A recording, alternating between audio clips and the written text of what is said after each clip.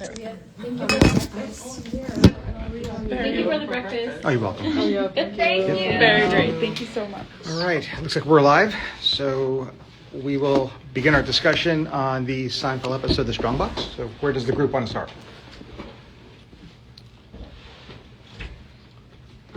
Let's start with how neither of the girlfriends want to break up with him. That's the episode, right? Yeah, let's start with that. I think that's a great. So what did you observe? Well,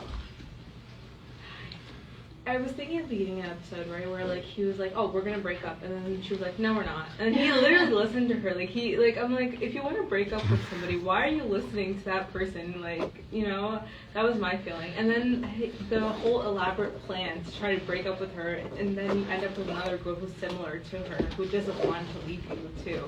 It just, I don't know. That's what I just thought. I don't know. All right. So two observations. I think there's at least two learning points off of these. One is the interpretation of George and how he takes things literally. What about that? Recording in progress. When I think of like diagnoses where you take things like socially very literally, I think of autism spectrum. Yeah. And why? If we're going to shrink this down to even like more basic components. Why what? Why would somebody with a condition like ASD take things literally? They have difficulty understanding. Recording social stopped. cues. Sorry. They have difficulty like with social cues and understanding. true. Recording in Like, progress. that, I guess sense. If anything more than that, or in addition to. How would someone rotating through the third-year clinical clerkship in psychiatry have picked up on this prior to the observation? Something you routinely do that you would have told me, hey, listen, Dr. T, before you tell George this, my opinion is that he is likely to take this literally because of blank. Like concrete thinking. Yeah, and where would you come up with that? Like MSE. Yeah, right. So, I think George's behavior is definitely indicative of his difficulty with abstract reasoning, and as a result, provides a depiction of concrete reasoning or concrete thinking. So when someone is bedside, and maybe your patient's name is George this morning, and you provide them questions to assess their abstract reasoning, what are some of the things that you might ask George? Not that you would need it given what we just observed, but perhaps this was the day prior to the observation. Isn't there one that's like, what does raining cats and dogs mean, or like those types of like Proverbs. Like idiom proverbs? Yeah. So what the School of Psychiatry did, maybe even the School of Psychology, is they looked at the standard IQ test for adults, and they went to one of the subsets, specifically one of the subsets for verbal IQ, and they just took the question pool from there. And the question pool that you're referring to is called Proverbs, right? So we would go to an age-appropriate proverb that a person of average intelligence would be assumed to get correct. We provide that proverb at bedside. And as long as that individual, it would be reasonable to understand that that individual would have heard the proverb. So these are culturally specific. Obviously, we chart their answer, and then we provide a medical opinion on their concrete reasoning. On the other hand, what if we deduce that they got it wrong, they came in below average, however, that's likely due to their culture and that they did not know the proverb? Is there a secondary test to consider? You can ask them like similarities between. You should have just kept it at yes, because that would have been a concrete interpretation of my question, and that would have been great in terms of. But yes, similarities would be the default here. You could always do both, either or. But similarities would be next. And tell me how a desk and a bookcase are like. That is definitely one pair that does appear on the Wechsler Adult Intelligence Scale, the WAIS-R, that a person of average intelligence would be expected to get correct. Furniture would be one answer that would be a correct answer. All right, so that's George, and that's his concrete reasoning, his deficit in abstract thinking. The other observation that was made regarding George Costanza in the Strongbox in this subplot was that he ends up dating a coworker that is behaving very similar to Myra. What about that? And here, it would be helpful if you maybe watched previous episodes, previous seasons, were a Seinfeld fan, knowing that this does appear to be a very recurrent pattern of behavior. Some attachment problem. Yeah.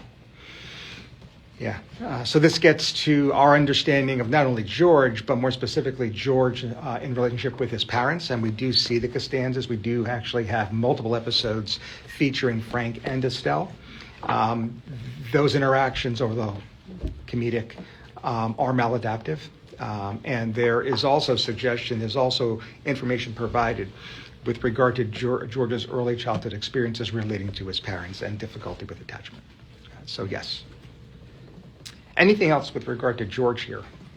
I mean, you showed some like traits of avoidant and dependent personality disorders. Not like all the traits, but some of them from both. So Cluster C. that's my first question. Thank you for the mind reading. Before we actually get into a little bit more detail about avoidant and dependent, the two cluster C personality disorders that you just alluded to, let's talk about the third and final cluster C, just to make sure that we cover them all, which is what? Anxious and fearful. It is definitely anxious. The missing. Yeah, one more missing. Obsessive compulsive personality disorder. So tell me the difference between obsessive compulsive personality disorder and OCD.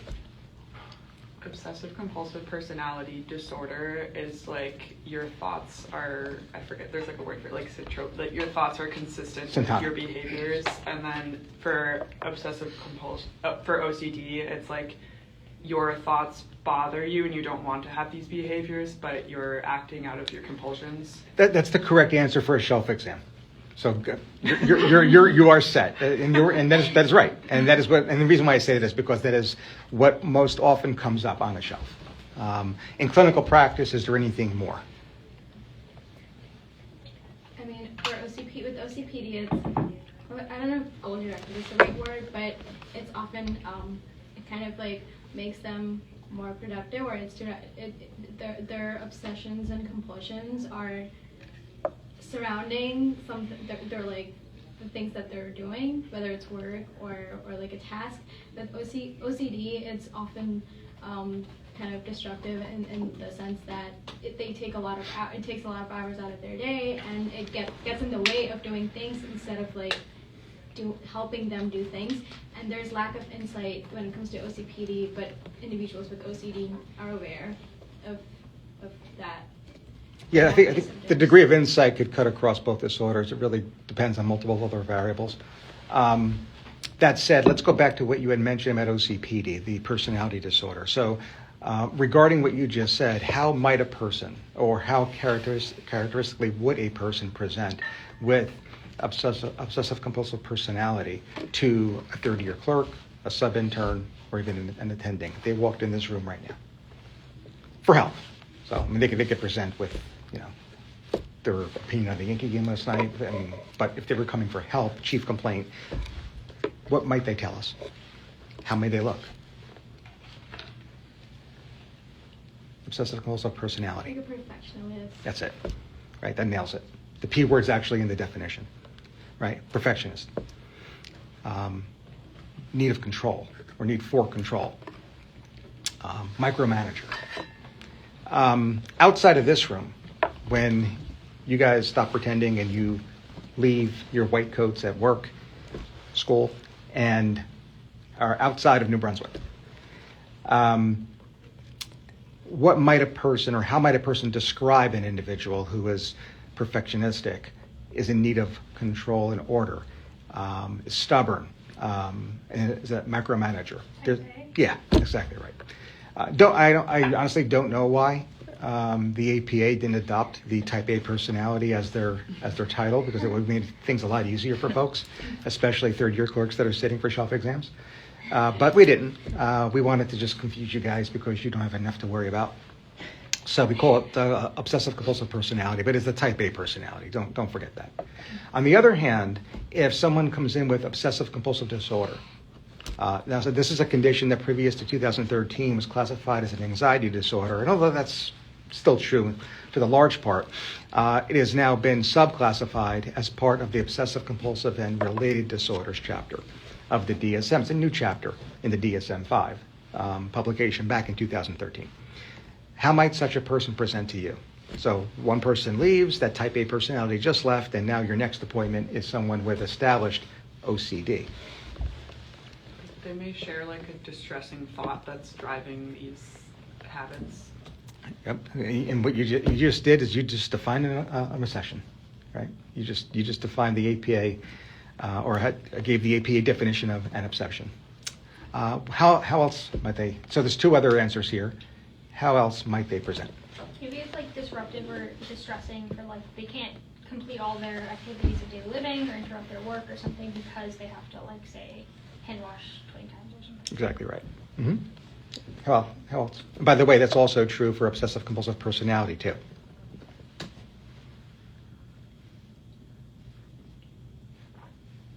Compulsions. They may actually have some ritualistic behaviors that alleviate the anxiety. And then, of course, another answer is they could have both. Right? About 20% have obsessions only. The vast majority have both. That might come up in an exam. Right? Bottom line is this. If you're looking at the three major components of OCD, it is literally in the title. Individuals may have obsessions or intrusive thoughts. They may have compulsive behaviors. And either or both of the above is disordered. That is, it causes clinically significant distress or impairment in functioning. Obsessive compulsive disorder, three-part definition. None of that is true for obsessive compulsive personality, or I should say the only part that is true is the shared word disorder. So the type A personality traits also impair functioning. Right? So these can, now they can present with overlap. Most definitely there's significant comorbidity. However, the differences are night and day. One is the type A personality and has no mention of obsessions, intrusive thoughts, or compulsive behaviors. The other is defined simply through obsessive thoughts and or compulsive behaviors. So would you say OCD is type B personality? No. OCD is an anxiety disorder Okay. and not a personality disorder.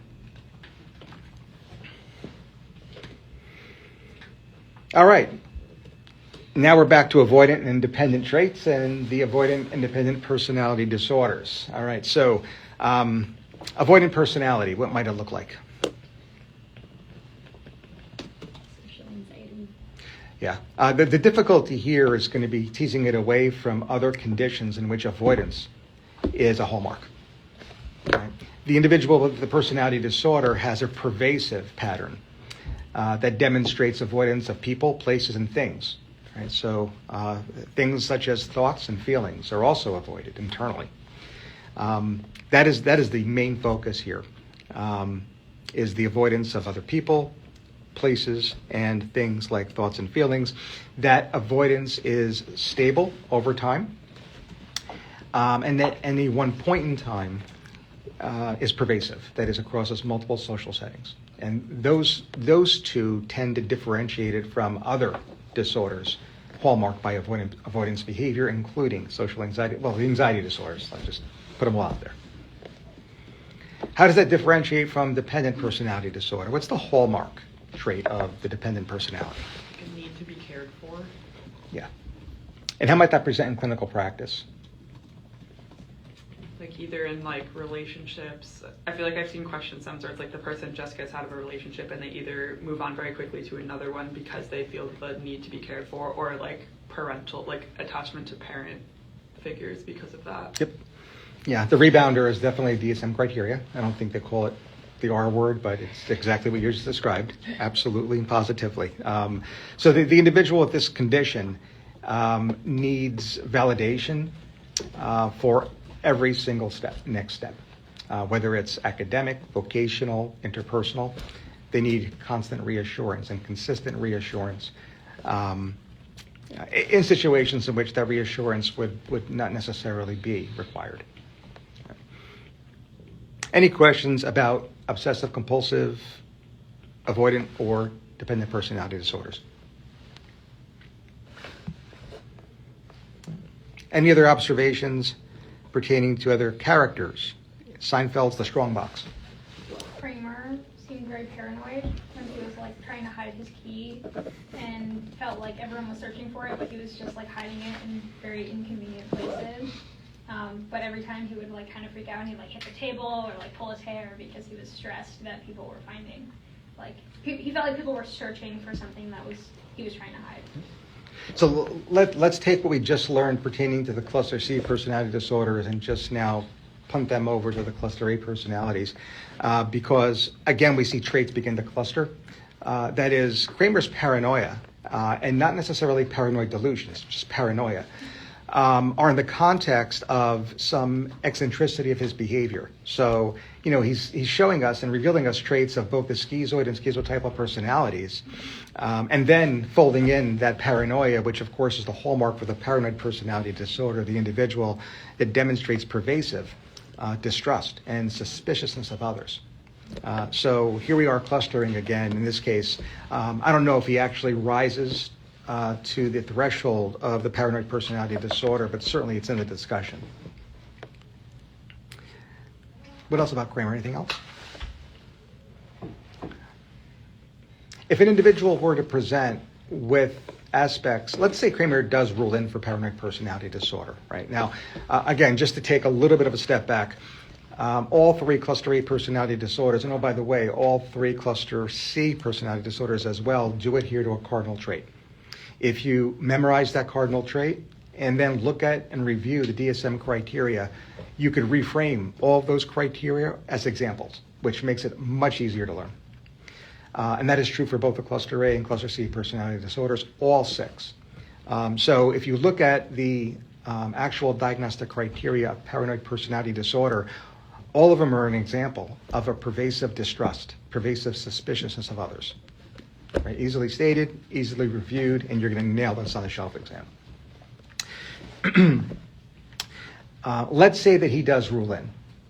What are the final steps to then establish, diagnose, and chart in the medical record that Kramer's, or maybe choose A, on your shelf exam, single best answer is, in fact, paranoid personality disorder? He rules in, meaning that these traits are stable over time, they are clinically significant, and they're pervasive when it comes to social situations. What are the remaining steps that will allow you to choose A, paranoid personality, single best answer, shelf exam? There's three biggies. I think it's not because of like a schizophrenia Perfect. type belief. Right? Number one, all of the above is not attributable to another mental disorder. And if we're talking about the cluster A personalities, schizophrenia spectrum and other psychotic disorders must be in your differential. So there are others, but all of that which we're seeing and observing is not due to another mental disorder. Two others. I don't know if this is like one of the two others, but also cannot be due to another medical disorder like delirium or neurological disorders. Exactly right. And one more. It's present across multiple, I don't know. We stated that. Yeah, You take true. it in the way of functioning. We said that too. Definitely true. Maybe it's not from like taking like substances. That's it. That's the other one, right? Substances, medical condition, mental disorder. No, no, and no. Choice A, paranoid personality will be your single best answer. And I think one of the final things I want to review when it comes to the cluster A personalities, and of course this would also mean the schizophrenia spectrum and other psychotic disorders, what substances can induce them? So not every substance can induce every mental disorder. So for Kramer, THC. so cannabis, definitely. Methamphetamine. Hallucinogens. Alcohol? Anything alcohol can do, benzos can do too. The only outlier there is anxiety disorders. Alcohol can induce anxiety. Benzodiazepines and sedatives cannot. But otherwise, what one does, the other will do. So I'm going to count that as 1.5. One more. It's really one, and another 1.5 more. One's kind of a cheat, but we're going to use it today. Inhalants. Inhalants. We discussed the acronym before? We did. Okay. So for the third-year clerks who may not have been here when we discussed this, who here has seen Paranormal Activity? Yes, but I hated it, so I don't think I really watched it. Doesn't matter. Actually, for what you did, all you've got to do is recall the main male character's name, Micah. And, you know, because he's holding the camera, we can discuss Micah as enduring a psychotic disorder, what might be going on here. And in that discussion, we have to, again, consider the role of substances. His name allows for the acronym of those substances that can induce psychosis. So then who kills him in the end? Speculative? That's a whole other didactic. Yeah, we can't go off on that tangent today. Methamphetamine and other stimulants, I, inhalants, C, cannabis, A, alcohol, and sedatives, and H is hallucinogens, MICA, M-I-C-A-H. There's one outlier here, and that's because it's an outlier for everything, and that's toxins, right? And heavy metals and gases.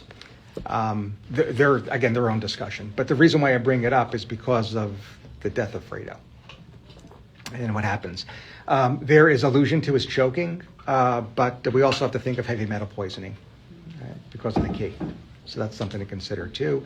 The title of this episode, The Strong Box, The Death of Fredo, folds right into this part of the discussion, and that is the role of toxins, toxin exposure in inducing psychosis, in inducing signs and symptoms suggestive of the paranoid personality disorder, and that's in Kramer. Final thoughts. Good. We'll end it here, and believe it or not, that last comment was a segue to our noon film, which is The Ugly Stepsister. So we'll see everybody back at noon.